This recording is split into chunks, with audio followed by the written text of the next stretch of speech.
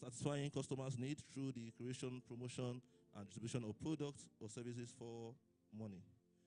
Now, the overview of how to sell is, if you listen to me, the first thing I was in at the hospital was to identify who my customers were.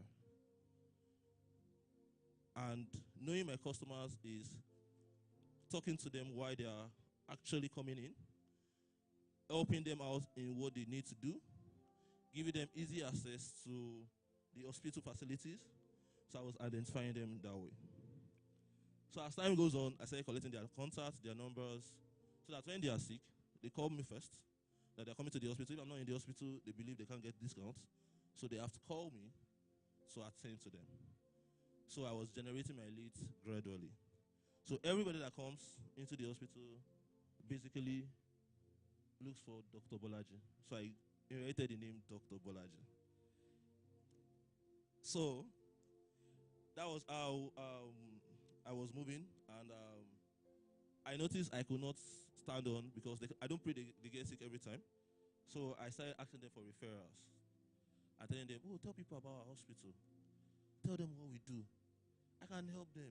We can bring the service to their house. They don't need to come here. And the woman said, someone said to me one day and said, what if it's in the middle of the night? I said, don't worry, call me. I am available. I sell every day. I am available. And she said, okay, no problem. So one day someone was ill, and they called me around 2 a.m. And at that time, I was using my legacy Benz. So I strolled out to the other village in Lugbe. And so my booking boys harassed me and asked me where I was going to. So I started talking to them. I didn't understand what they were saying, but later somebody came in and understood English, so we started talking, and they helped me get to the place I was going to. By the time I got there, the woman was shocked, because I was called a nurse who would attend to the patient, and we got there. So she was like, you people do all this too? I said, yes. Since then, she continued using and telling people about us, and that is sales. Now, what happened to that hospital? I will tell you one thing. Their profit margin moved from a point of annual return of, let me put a figure to it, of 200,000 naira every month to about 2 million naira every month. Now, I get commission on that money. My salary was 30,000. My commission was 10%. So I make 200,000 instead of 30,000. So I can tell you for sure that sales is needed. I remember sometimes ago, I don't know if you've met me before, hustling on the streets of ShopRite in Lugbe. So there was a woman also who needed help in her business. She sells food, Chinese restaurant, and the rest. And a friend referred me to her and said, Abalaji, how would you help this woman? So I went to her and said, oh, then I was working in the bank. So I told her, I said, well, I don't have time, but I can make out time in the evenings, because I know it's evenings people come out mostly. So I'll close from work, from the bank, and run to ShopRite in Lugbe. So by the time I get to ShopRite in Lugbe in the evening, I would cajole you. Let me use the word cajole. I'll speak to you in the way you understand. I'll give you free drink to taste. So once you take a free drink, you will spend your money. So I calculate the free drink into your bill, but you don't know. Yes, because my mother will not give me the free drink. So I have to pay for it. So if I know this is what gets you, then I do it. So she noticed people were rushing us, and every time, oh, that place they give free drink. That place they give free drink. So before you know, she changed what she does and started giving free drink to people. And that was how we won the contract with, will I call it a contract? Yes, it's a contract with Dr. Paul Enechi at that time. So, because people started coming around and they told him about our place. He came around to pray for us and invited us for one of their conferences. And we were one of the major people who did food and everything.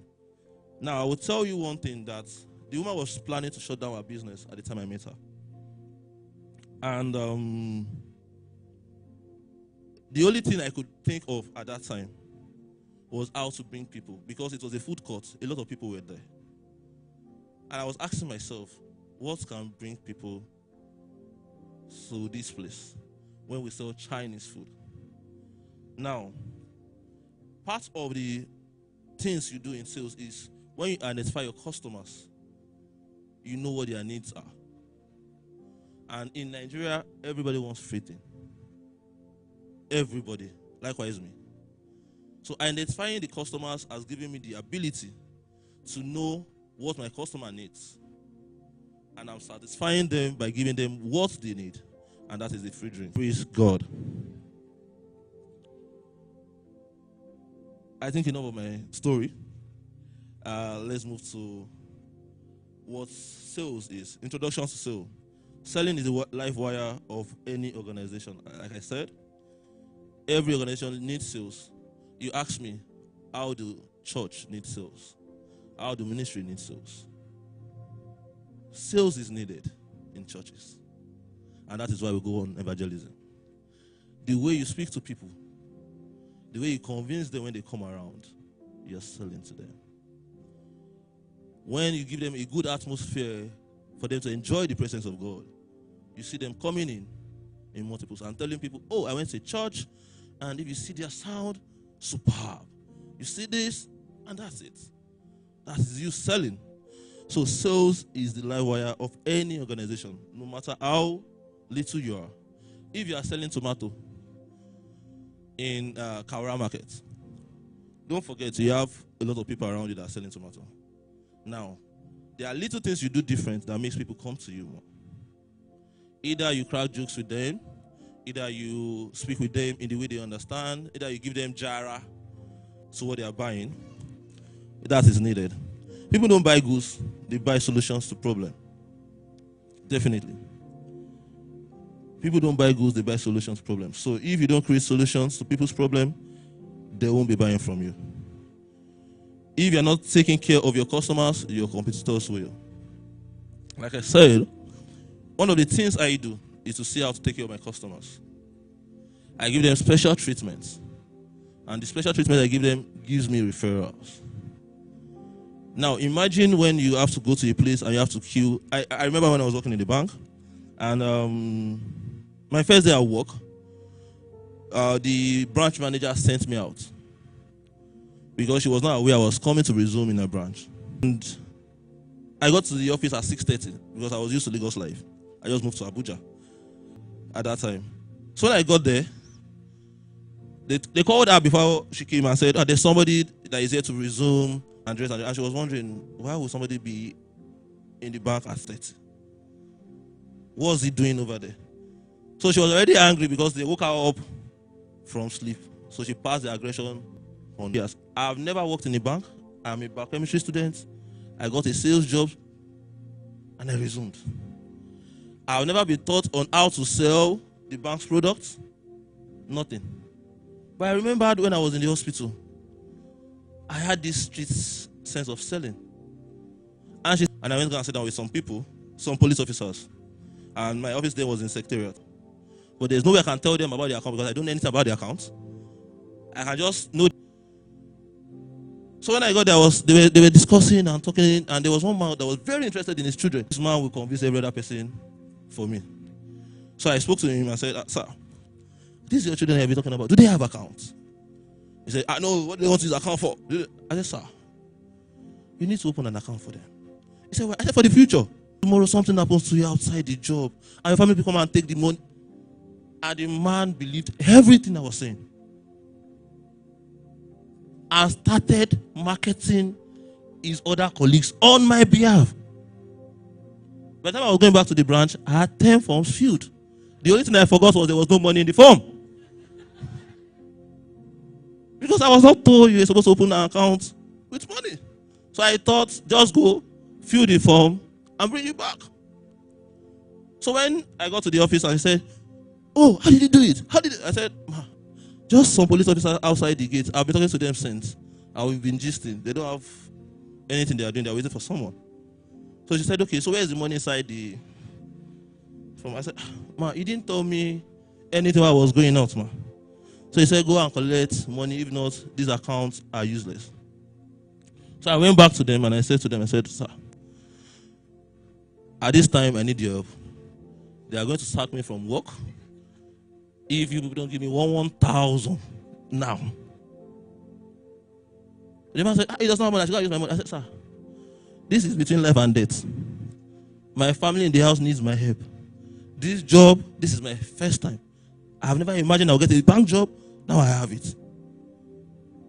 Then the man looked at me and said, how much is the opening form? I said, 1,000, sir. So he said to me, I'll give you 10,000. These my colleagues will not give you anything. Put it in every account and open the account. Is God not wonderful? So I noticed that sales is something we do every time. It's a way we communicate to people that determines if they're going to buy from us, if they are going to love us, and if they are going to stay with us. I tell people, you say, oh, you're an IT person, you're always indoor, you don't need to do anything. If you don't program very well, I will not know you. So if you have done it for someone, and it is good, and I see it there, then definitely somebody else will talk to me about it. That person is selling on your behalf. So, if we don't take care of our customers, definitely we'll be losing out in the marketplace. So,